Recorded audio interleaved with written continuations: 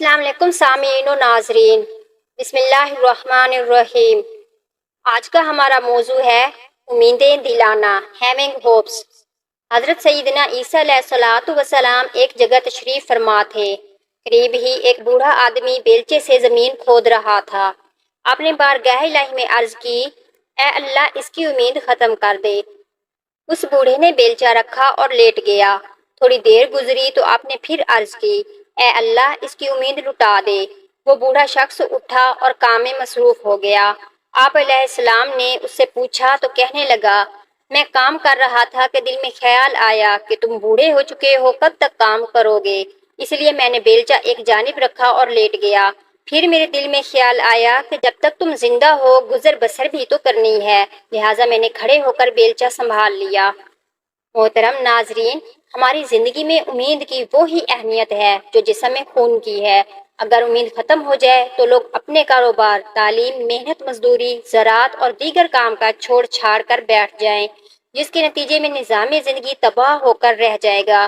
شاید اسی لیے کہا جاتا ہے کہ امید پر دنیا قائم ہے۔ جب کوئی امید دلا کر پوری نہ کرے، اس بات میں کوئی شک نہیں کہ امید انسان کو جینے کا حوصلہ دیتی ہے، آزمائشوں اور مصیبتوں کو برداشت کرنے کی طاقت دیتی ہے، زندگی کو کامیابی کی شاہراہ پر گامزن کرتی ہے۔ لیکن بعض اوقات یہی امید انسان کو پریشان بھی کر دیتی ہے۔ یہ اس وقت ہوتا ہے کہ جب کوئی شخص تعاون کی بھرپور پیشکش کر کے آپ کی امیدوں کے چراغ روشن کر دے۔ مثلاً وہ آپ سے کہے، جب بھی کسی چیز کی ضرورت ہو بس مجھے اشارہ کر دینا، میں تمہیں لے دوں گا، میں ہوں نا۔ تمہارے بچے کا آپریشن ہے، پیسوں کی طرف سے نہ گھبرانا، ہسپتال کا سارا بل میں ادا کروں گا۔ تمہاری بیٹی کی شادی ہے، وہ میری بھی بیٹی ہے، تمہیں فکر کرنے کی ضرورت نہیں، جہیز کا سارا یا فلا سامان میں لے کر دوں گا۔ تمہارا ہاتھ تنگ ہے، ٹینشن نہ لو، مہینے بھر کا راشن میں تمہارے گھر پہنچا دیا کروں گا۔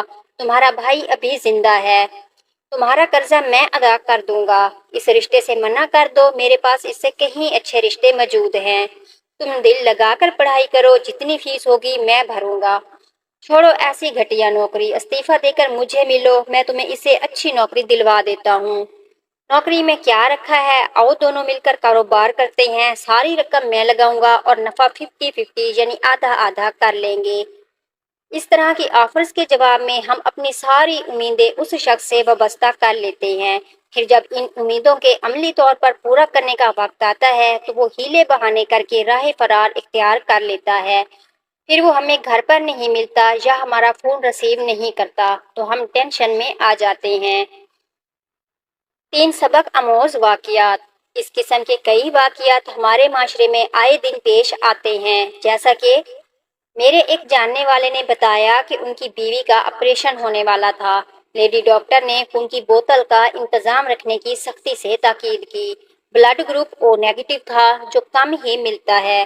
کافی بھاگ دوڑ کے بعد ایک صاحب مل گئے جن کا بلڈ گروپ یہی تھا، اور وہ خون دینے پر تیار بھی ہو گئے اور کہا، جب آپ کو ضرورت ہو بس مجھے ایک فون کر دینا، میں پہنچ جاؤں گا۔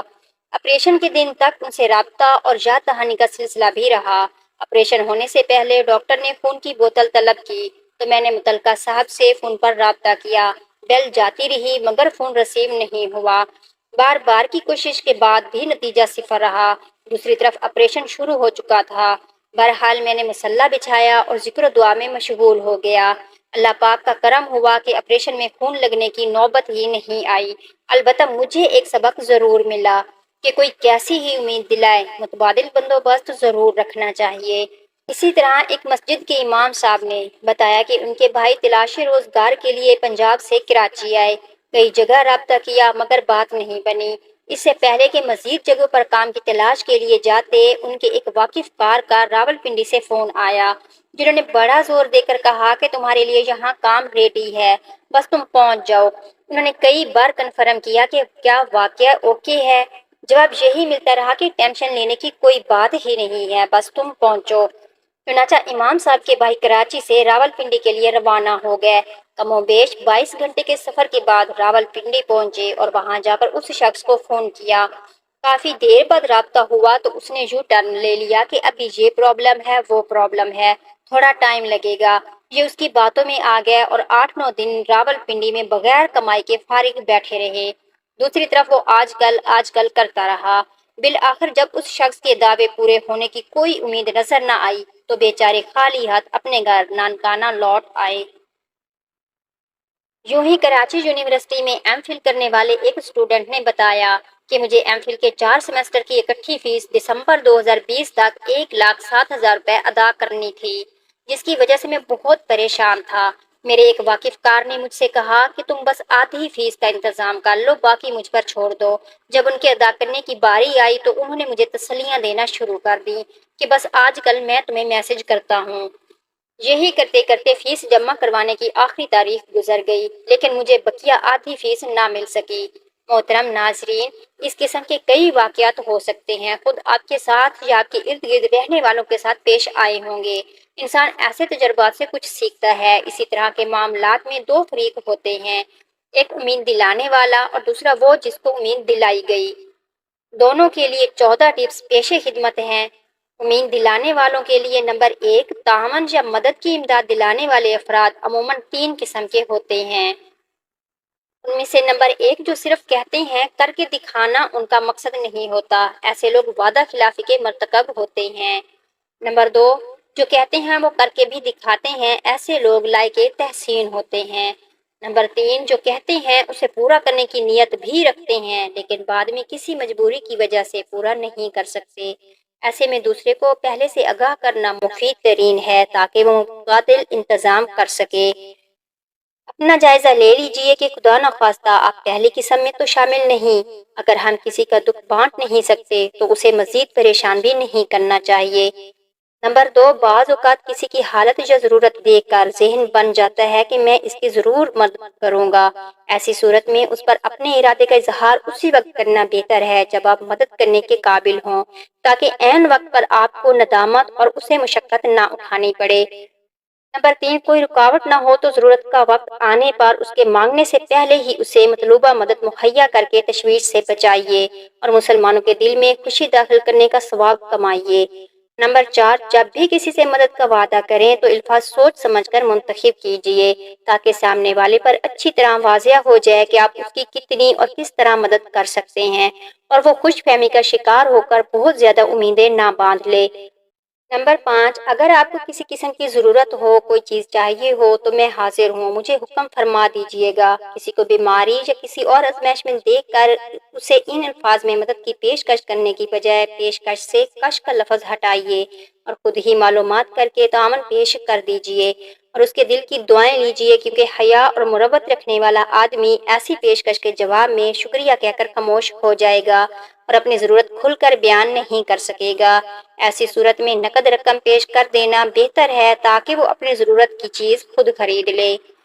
نمبر 6 آپ نے جس سے مدد کا وعدہ کیا ہوا تھا، وقت آنے پر وہ آپ سے گھر یا آفس ملنے آئے تو مل لیجئے، جب وہ فون پر رابطہ کرے تو اس کا فون ریسیو کر لیجئے۔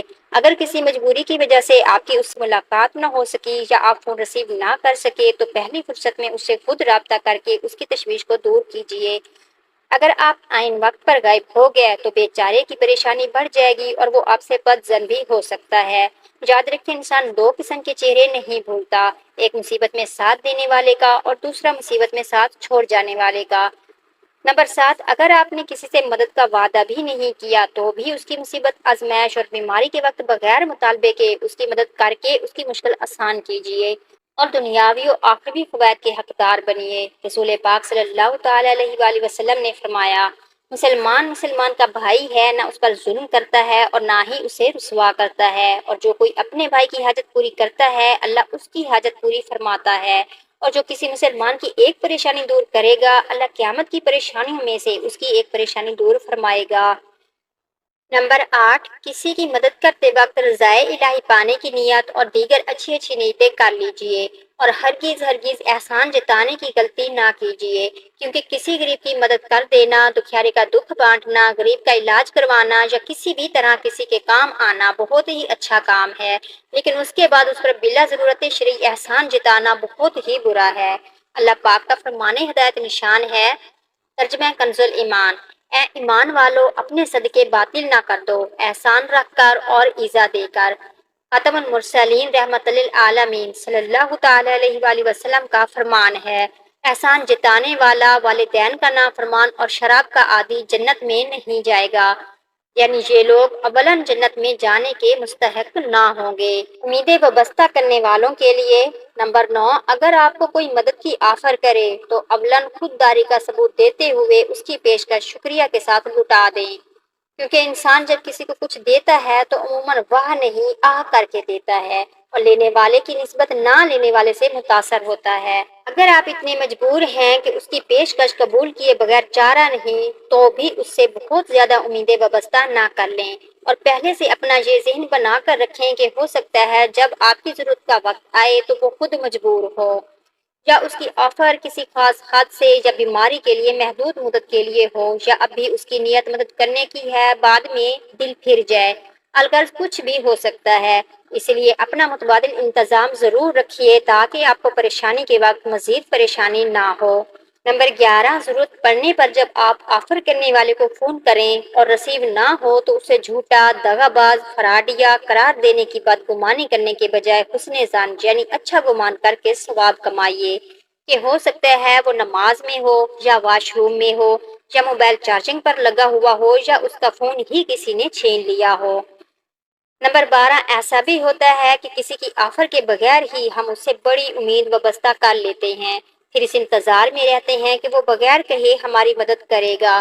یہ نادانی ہے، کیونکہ ہو سکتا ہے وہ ہماری مدد کرنے کی پوزیشن میں ہی نہ ہو، تبھی تو اس نے آفر بھی نہیں کی۔ بہت سی پریشانیاں ہم دوسروں سے بے بنیاد امیدیں وابستہ کر کے مول لیتے ہیں، اس سے بچیے۔